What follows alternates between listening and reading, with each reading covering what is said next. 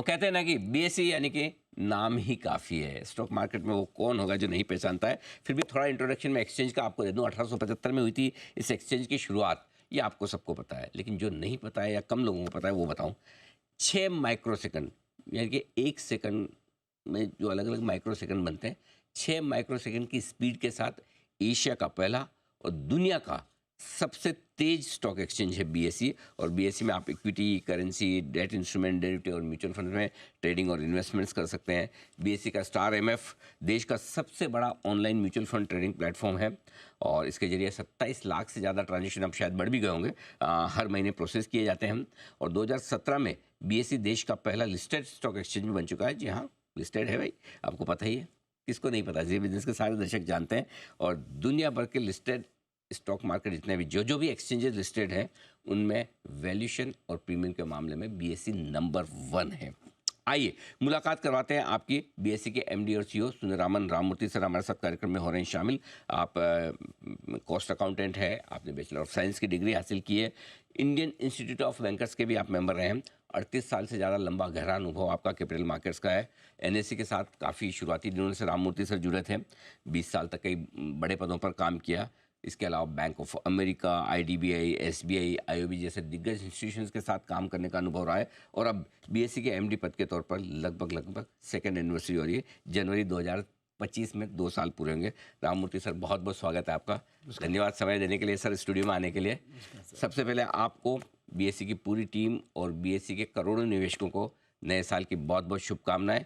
और हम उम्मीद करते हैं बीएसई अपने इन्वेस्टर्स के लिए भी और बीएसई के शेयर में जिन्होंने इन्वेस्ट किया है उनके लिए बहुत और आगे बढ़कर 2025 में भी इसी तरह से वेल्थ क्रिएशन करेगा। सर 2025 नए साल का समय है, मैं आपसे कुछ बातें उसी से रिलेटेड करना चाहता हूँ। सबसे पहले तो ये कि एक जो बड़ा बदलाव हुआ है कोविड के बाद से, हिंदुस्तान का एक आम इन्वेस्टर बाजार के साथ जुड़ रहा है और आप देख भी रहे होंगे हर महीने नए नए डीमेट अकाउंट खुल रहे हैं। ये ट्रेंड कैसे देखते हैं और 2025 में क्या ये ट्रेंड इतना ही मजबूत रहने की उम्मीद है आपको? सर्वप्रथम नमस्कार, मेरे को आपके स्टूडियो में शामिल करने के लिए। 2024 नया साल 25 नया साल मुबारक हो। Thank you sir. Mutual fund में हमारा अभी महीने में 6 करोड़ ट्रांसैक्शंस प्रोसेस किया जा रहा है। 6 करोड़? हाँ जी। मुझे लगा ही सत्य, मुझे लगा कि दिन का होगा। ऑनेस्टली मुझे लगा कि वो महीने का नहीं। हाँ, 6 करोड़ बराबर है सर, बिल्कुल। सर, जैसा कि आपने कहा है,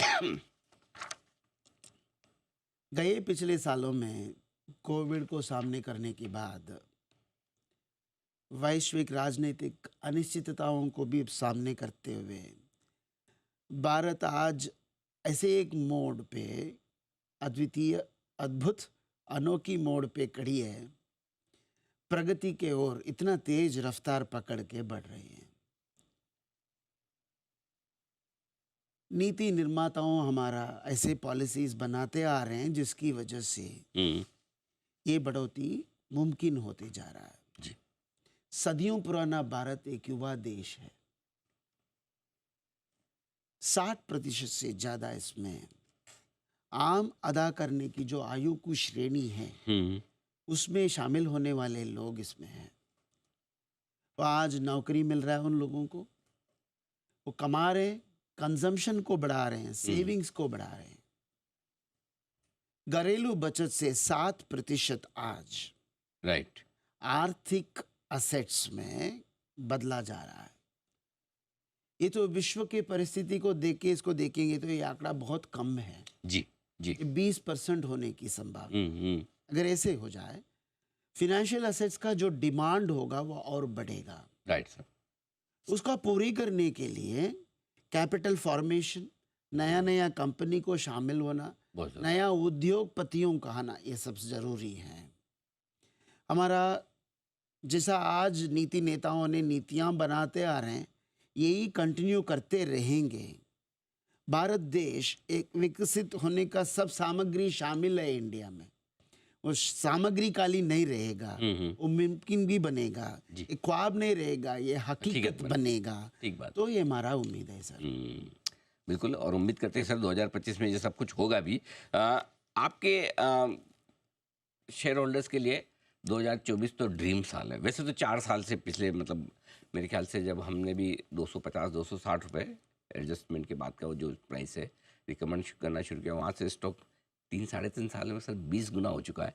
इस साल 150% से ज़्यादा रिटर्न दिए। बीएसई के शेयर होल्डर्स, इन्वेस्टर्स की बात मैं आगे करूँगा, पहले शेयर होल्डर्स की बात करते हैं। उनको आप क्या संदेश देंगे 2025 बीएसई के लिए कैसा रह सकता है? सर हम हमेशा ये करते आए हैं, बीएसई शेयर का भाव क्या है वो हम नहीं देखते हैं। राइट। हम तो एक नौकर है, हम सेवा करने आए हैं। हम सेवा क्या करने की उम्मीद रख रहे हैं, क्या करने वाले हैं, यही हम बताते जाते हैं। जी। इसको देखकर इससे क्या असर पड़ेगा ये इंडिविजुअल निवेशक तय कर लेता है, उसके हिसाब से भाव घटता है बढ़ता है। जी। जब हम बीएसई में शामिल हुए थे तकरीबन 2 साल पहले, जी। हम यही उम्मीद लेकर आए थे कि हम बीएसई को वाइब्रेंट बनाएं। वो तो जारी है। करेक्ट। तो अगले साल मतलब दूसरी साल जब शुरू हुआ, हमने ये तय किया बीएसई की गहराई और चौड़ाई को बढ़ाएं। वाह। इसका मतलब क्या? हम्म।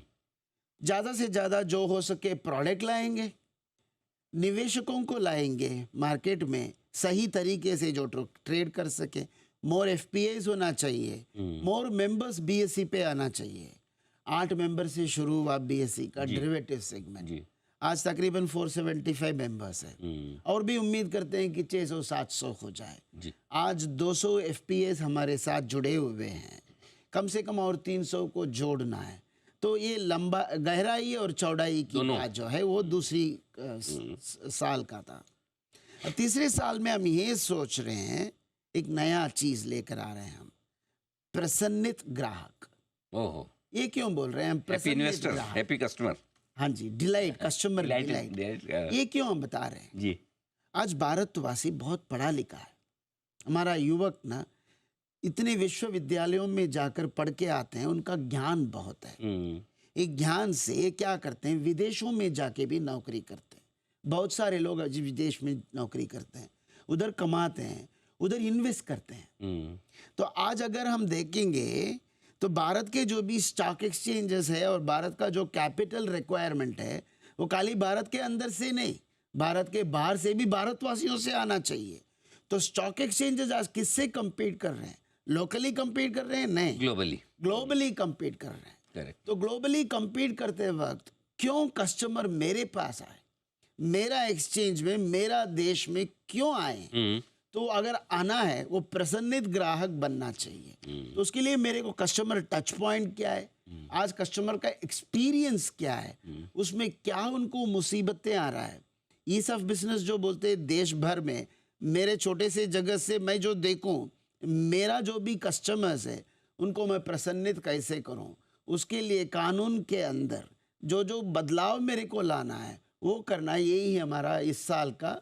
बिल्कुल ठीक है। ये इस तरह से हम जाएंगे, इसमें इंफ्रास्ट्रक्चर क्रिएट करेंगे ताकि ना वो कस्टमर को प्रसन्नित कर सकें। इंफ्रास्ट्रक्चर को बदलेंगे, हमारा जो तौर तरीका है वो बदलेंगे। इससे हमें लगता है हमारा कंपनी और अच्छा करेगा। ठीक बात है।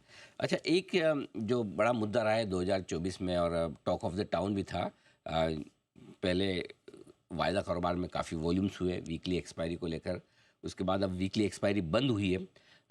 जो एक रिपोर्ट में पढ़ा था कि कुछ 35-37% वॉल्यूम में कमी आई है वायदा कारोबार के।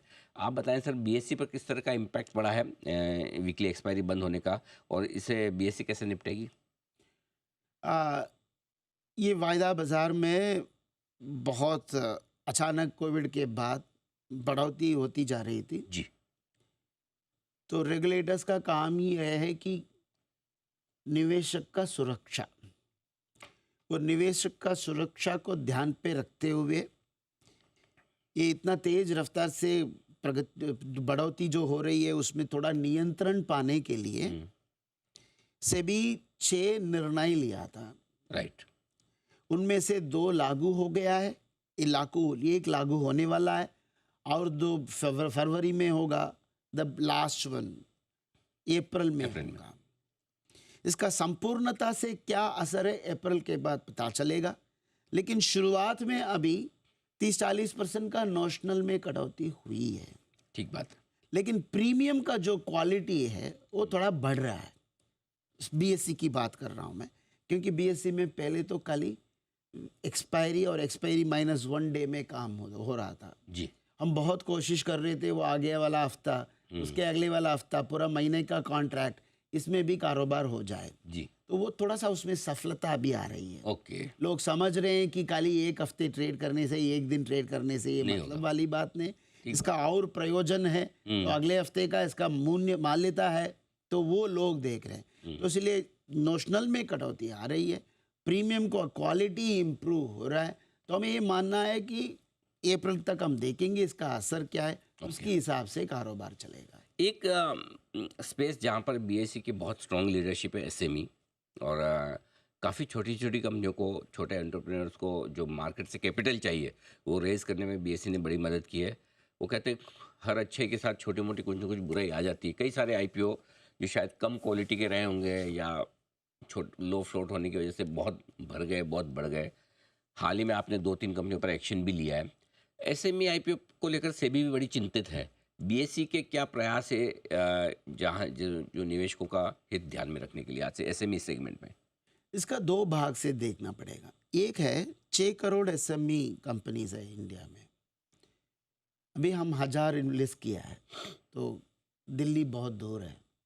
ये 6 करोड़ में से कम 60 लाख या 6 लाख या 60,000 लोग भी आ जाएंगे, मार्केट बहुत बड़ा हो जाएगा। राइट। ये 6 करोड़ में कम से कम मेरा मानना है कि 60,000 तो अच्छे कंपनी होना चाहिए, तो उनको ले आना है मार्केट में। तो ये एक प्रयास है। दूसरा प्रयास है, जैसा आपने कहा, जब डेवलपमेंट होता है उसके साथ साथ कुछ प्रॉब्लम भी आते रहता है। गीता में भगवान भी कहते हैं ना, यदा यदा ही धर्मस्य ग्लानिर्भवति भारत। धर्मस्य ग्लानि तो होता है, तभी भगवान को पैदा करना पड़ता है। बिल्कुल ठीक बात। भगवान इधर रेगुलेशन है, रेगुलेशंस को बदलना पड़ता है, बदल रहे हैं हम, तो वो भी हो रहा है। और रेगुलेटर का थोड़ा चिंतित है, इसीलिए रेगुलेशंस बदल रहे हैं, वो देखेंगे। ये डिक्लेरेशन बेस्ड रेगुलेशंस हो गया, जो भी रेगुलेशंस आप लाएंगे उसमें से कोई इधर उधर करके आगे जाने की कोशिश करेंगे।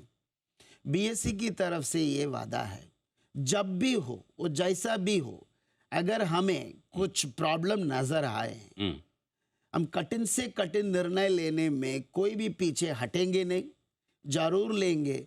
हमें इन्वेस्टर के सुरक्षा ही सबसे बड़ा मुद्दा है, तो वो कसर कुछ भी नहीं छोड़ेंगे उसमें।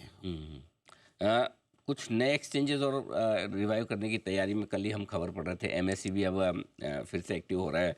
कुछ बड़े ब्रोकर्स, इंटरेस्टिंग ब्रोकर जो आपके लिए भी बड़े ब्रोकर है, एनएससी के लिए भी बड़े ब्रोकर है, वो एक एक्सचेंज में पैसा डालकर रिवाइव करने की कोशिश कर रहे हैं। बढ़ता हुआ कंपटीशन कैसे देखते हैं आप सब? सर, हम हमेशा ये कहते आए हैं, भारत देश इतना बड़ा है, उसमें बहुत सारे लोगों के लिए अभी भी जगह है। और ये भी हम कहते आए हैं कि ये कंपटीशन नहीं है, कॉम्प्लीमेंटिंग है ना? ठीक बात। तो हमारा मानना ये है, ये तो अच्छी बात है, एक कंपनी को किसी ने खड़ा करके रखा है, अगर वो यूज ही नहीं हो रहा है आज, आगे जाके वो यूज होगा जनता के लिए, बहुत बड़ी बात है, अच्छी बात है।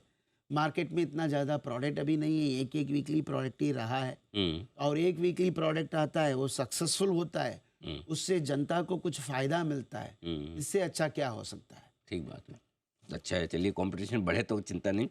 तो सर, नए साल के मौके पर आपको और बीएससी के इन्वेस्टर्स और बीएससी में जितने भी लोग ट्रेड करते हैं, एक ही शुभकामनाएं देना चाहता हूँ सर। अगले साल, हालांकि बीच में भी हम आपका इंटरव्यू तो कई बार करेंगे, लेकिन अगले साल नए साल का इंटरव्यू करें उससे पहले मैं चाहता हूँ कि सेंसेक्स हमें 6 डिजिट में नजर आए, 1 लाख के ऊपर।